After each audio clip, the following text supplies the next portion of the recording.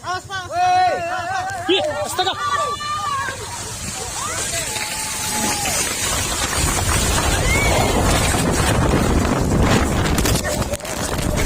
Rantai banyak teman-teman tertimbun tanah tadi di sini.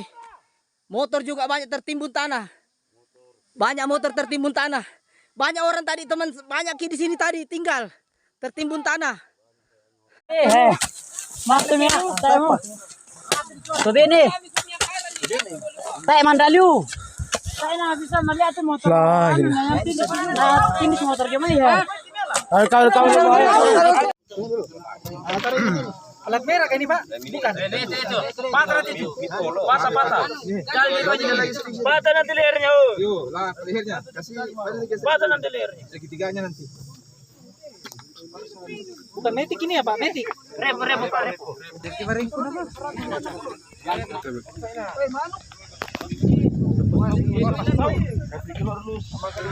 Abang nggak dulu barang-barangnya.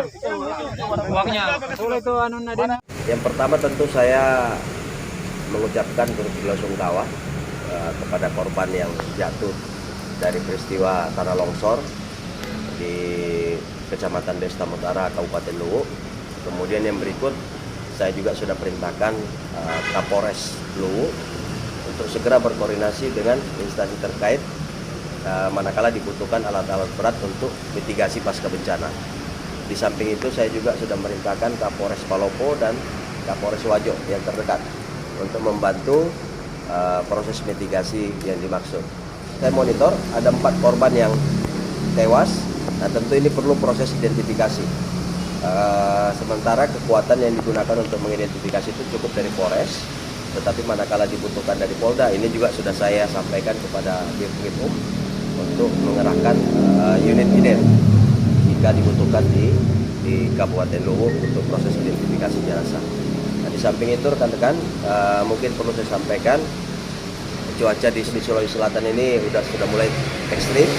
Nah, tentu perlu kesiapsiagaan dan ini juga sudah saya sampaikan kepada seluruh jajaran termasuk dari Satbrimob maupun Direktorat Samapta untuk standby siaga bencana baik personil maupun peralatan.